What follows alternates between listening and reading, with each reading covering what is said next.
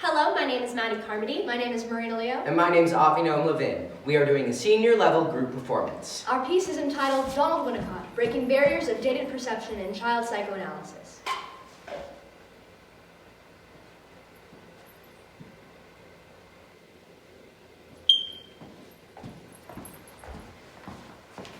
Donald Woods Winnicott broke barriers of perception in the psychoanalytical community through his deconstruction and remolding of long-held methods of analysis which inhibited analysts from helping their patients in a compassionate and sustained healing process. Through the development of his three intertwined theories pertaining to childhood development, the good enough mother, the true and false self, and the transitional object, Donald Woods Winnicott was able to conceive his groundbreaking assertion that child therapy should be based in play and free association. Winnicott's ideas and methods pivoted the dogmatic perspectives of his colleagues, advocating that analysts have the duty to forge connections with their patients, breaking barriers of thought, and paving the way for altruism in psychoanalysis for generations to come.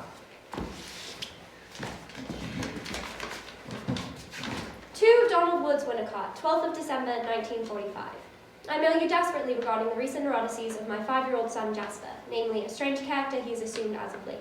When he is grumpy or naughty, Jasper takes on the persona of a menacing little thing he calls Napper, complete with his own shrill voice. When I ask who has broken a vase or nicked a shilling, he says something like, Napper was naughty. I'm very sorry, Mummy. Until and aside from his assumption of the Napper character, Jasper has done everything his father, Nanny, and I ask with hardly any haste. He's very loving but passive and over-apologetic in a way that I feel a growing little boy shouldn't be. What makes a child so hopelessly insecure that he mustn't even use his own voice? I feel terribly guilty and I hope you will cure him of any hidden shames, those which are natural or which I have unintentionally instilled. Jasper, can we play a game? What's the game? I'm going to draw you a picture of nothing and you can make it something. All right.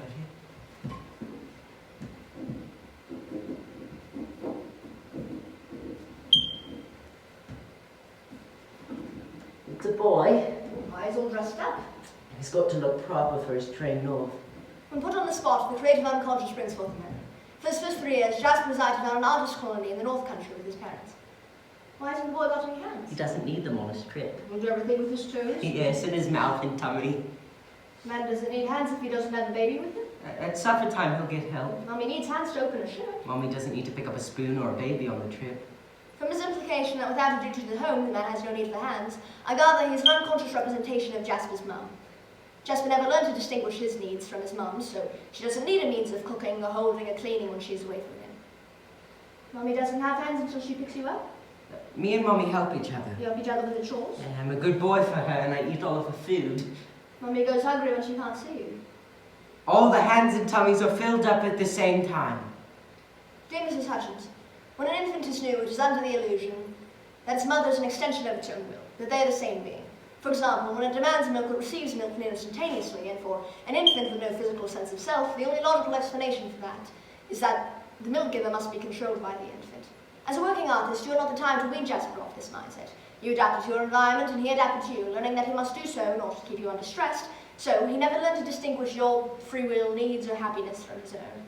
This week, I recommend playing with Jasper's teddy together. Give it a voice, cuddle with it, so your essence becomes projected upon it in his eyes.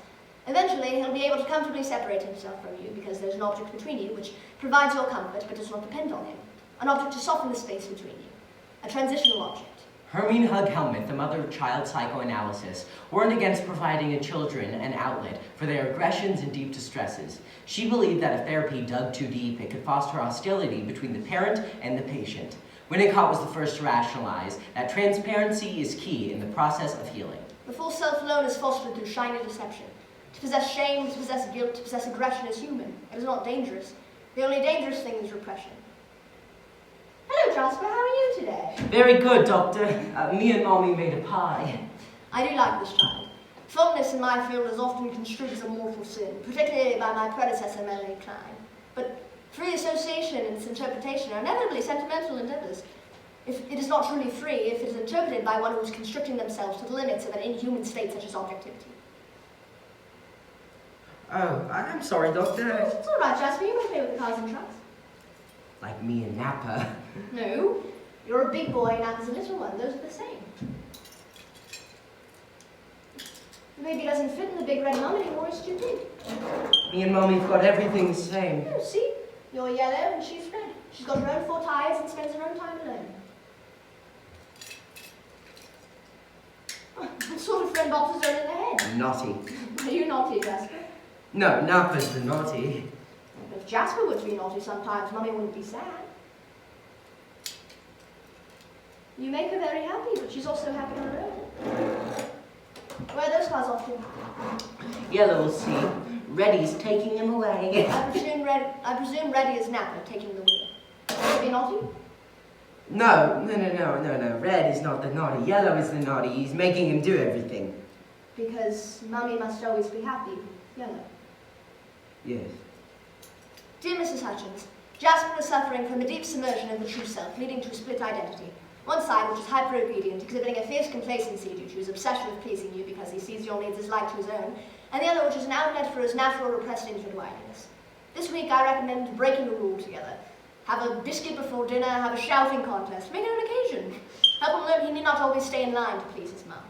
By particular Kleinian scholars, Winnicott was criticized for fostering a personal relationship with not only his child patients but their parents. They deemed it unprofessional, but in order to genuinely help a child, work must occur outside of a single hour per work. Not only do I seek to help children learn themselves, but I seek to help parents learn their children.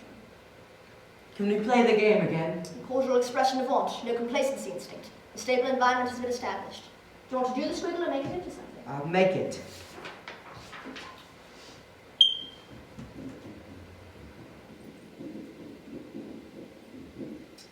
Though Jasper exhibits fierce affection for the transitional object, he's able to set it aside. A good sign of lessening paranoia. A tree. Yeah, an icky pea tree. Oh, does Mum cook icky peas for you? Yes, but sometimes I throw them down because they make my tummy hurt. Typically, Jasper referred to a naughty act as performed by Napper. His sense of self has been defined. Do you ever ask Mum for no more peas? No? Well, she doesn't want you to be sick. Maybe she'd make you some carrots or broccolis instead. Maybe. Here's where a libidinal revelation may lie. These are Jasper's mum's unconscious selfish needs, and vomiting them would be an act of rebellion by the true self of the oral irrogenious zone. But I have no logical or compassionate reason to propose this narrative to Jasper. My contemporaries such as Anna Freud criticized me for focusing less on the libidinal aspect of childhood development, but I believe that in the case of a young child, considering deeply its sexuality is a manipulative and immoral act. Without any consciousness of the matter for the subconscious to be brought into, nothing productive can result from forcing sexual revelation upon a toddler. Instead, we will play. Why don't you practice asking me? Pretend I'm Mum? You be mummy. May I see Teddy? Jasper, will you eat my ugly peas for supper? No, mummy, no thank you, no, they make my tummy hurt. You mean to tell me that if you eat my ugly peas, you'll be sick all over my fabulous house? Yes, I'd make it all green. Oh, heavens, oh, dilly do! What shall I do should Jasper lost my fabulous rug? Maybe you just give him biscuits for dinner. Why, young man, that'll only make you sick on my rug and brow. Okay, fine. I'll eat my lamb, my spinach, my biscuits, And no ugly peas.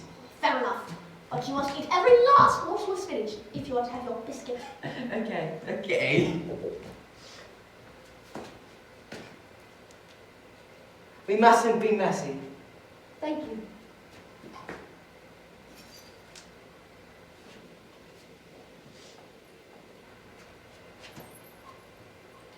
The archetypal analyst was a man of elevation. The couch was his goblet, its recline the sheen, the patient his wine. To me, elevation is something earned. He never once rose above me. There's no need to be grown up until we may do so together. Play therapy, the truly altruistic kind, is about seeing eye to eye. Freud was a master. Where I was a pupil. Klein was a window. Where I was a door. Helmuth was a corner. Where I was a fertilizer. The mindsets of the past, clinical objectivity, condescension, and evidence-sowing all obstructed the analytic visions of my predecessors when it came to therapy as a humanitarian transaction. For generations of psychoanalysts after him, Winnicott set the precedents that play, open-mindedness, and transparency were the most integral factors in the care for of children. In his later years, Winnicott became president of the pediatric section of the Royal Society of Medicine, and today, a foundation in his name raises funds for the pediatric care of premature and ill babies. Winnicott's methods of play therapy, namely the squiggle game, have become a standard in the analysis of children, aiding many countless turbulent youths to a state of peace, independence, and awareness. In the words of Winnicott himself, for a child, it is a joy to be hidden, but a disaster not to be found. Thank you.